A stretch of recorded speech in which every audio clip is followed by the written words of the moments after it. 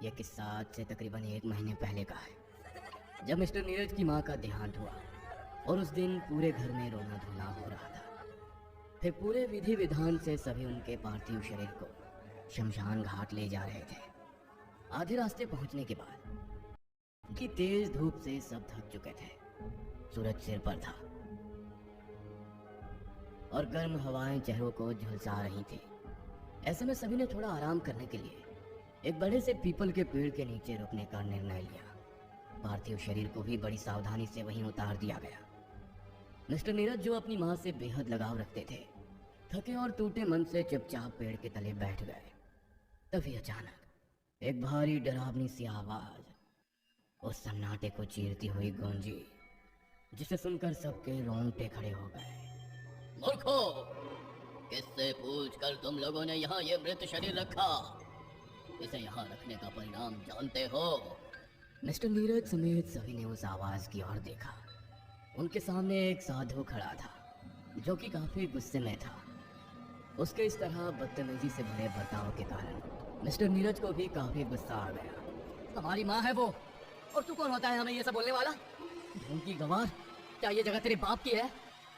दोनों की बहस तेज हो गई। लोग बीच बचाव कर रहे थे कि गुस्से में नीरज ने साधु को धक्का दे दिया। साधु ने कोई जवाब नहीं दिया और वहां से चला गया।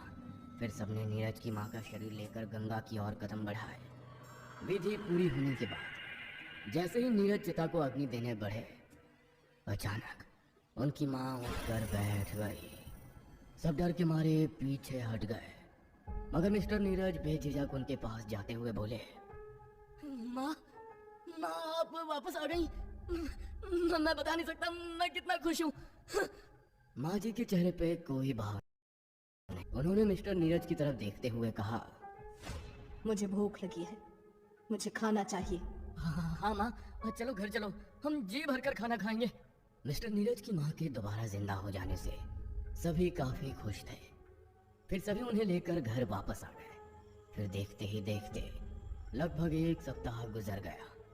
कुछ ही दिनों में रेखा को एहसास होने लगा कि माताजी का बर्ताव पहले से काफी बदल चुका है। वह अजीब हरकतें करती, जैसे शीशे के सामने घंटों बैठकर अपने बाल बनाती, दिन भर कुछ ना कुछ खाने को मांगती, झूले पर बैठकर किसी दूसरी भाषा में कोई गीत गुनगुनाती। कुछ दिन और गुजर जाने के बाद आखिरकार रेखा ने मिस्टर नीरज को ये सब बताई। नीरज, जब से माँ जी वापस लौटी है, उनका स्वभाव कुछ अलग लगता है, जैसे जैसे वो अपनी माँ जी नहीं, कोई और हो। अरे रेखा, माँ एक तरह के कोमा से बाहर आई हैं। याद है डॉक्टर ने क्या कहा था? लाखों डेथ केसेस में कुछ ऐसे होते हैं जिनमें मरे हुए लोगों को हार्ट फिर से फंक्शन में आ जाता है। ये भी एक तरह का कोमा होता है। वो कोमा से लौटी हैं तो अभी उनका दिमाग पूरी तरह से फंक्शन में नहीं है, मगर वो धीरे धीरे ठीक हो जाएंगी, डोंट वरी। रेखा जो समझाना चाहती थी वो शायद मिस्टर नीरज नहीं समझ पा रहे थे। कुछ दिनों बाद मिस्टर नीरज काम के सिलसिले में बाहर चले गए। रेखा और माँ जी घर में अकेली थी। उसी रात रेखा ने घर में मांस बनाया था, लेकिन उसने देखा कि माँ जी ने उसके लिए जरा सा भी नहीं छोड़ा। ये क्या माँ जी, अब मैं क्या खाऊंगी?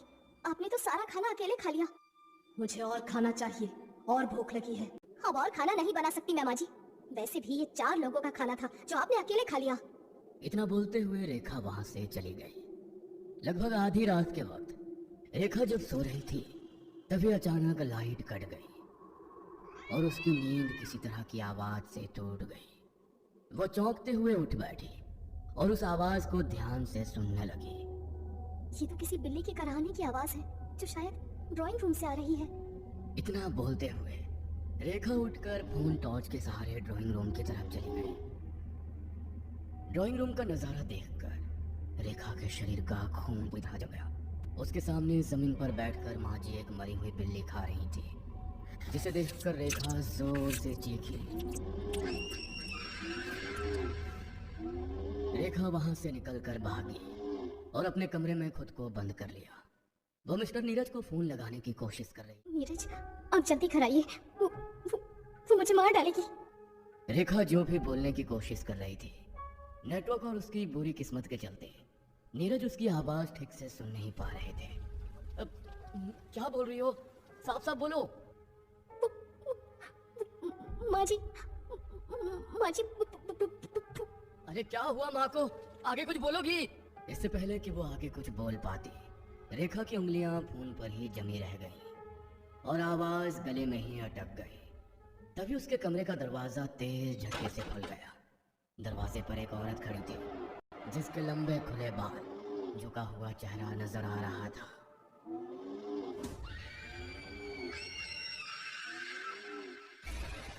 अगले दिन शहर के जाने माने टेक्सटाइल कंपनी के मालिक मिस्टर नीरज सिन्हा के घर के बाहर लोगों की भीड़ लगी हुई थी और पुलिस घर के अंदर जांच पड़ताल और पूछताछ कर रही थी।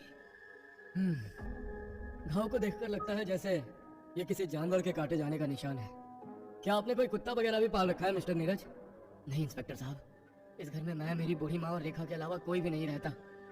अजीब बात है, इस इलाके में आज तक किसी भी जंगली जानवर के हमले का एक भी मामला नहीं आया है। फिर ये निशान, वैसे आपकी माताजी कहाँ है मिस्टर नीरज? हमें उनसे भी पूछताछ करनी पड़ेगी। वो भी कल रात से ही गायब है इंस्पेक्टर साहब। कोमा से उठने के बाद उनका बर्ताव बहुत अजीब हो गया था। मेरा सब कुछ बर्बाद हो गया इंस्पेक्टर साहब। हिम्मत से काम लीजिए मिस्टर नीरज, कातिल जल्द से जल्द हमारी गिरफ्त में होगा और आपकी माताजी भी सुरक्षित आपके पास होंगी। Don't worry. इन सब के बाद इंस्पेक्टर वहां से चला गया। फिर सारे सबूत कलेक्ट करने के बाद रेखा की लाश को पोस्टमार्टम के लिए भेज दिया गया। मिस्टर नीरज अपनी मरी हुई पत्नी रेखा और अपनी गुमशुदा माँ की याद में बेचैन बैठे हुए थे। तभी अचानक टेबल पर रखा हुआ उनका फोन बज उठा। मिस्टर नीरज ने फोन रिसीव करते हुए कहा, हेलो जी राजन जी, कहिए।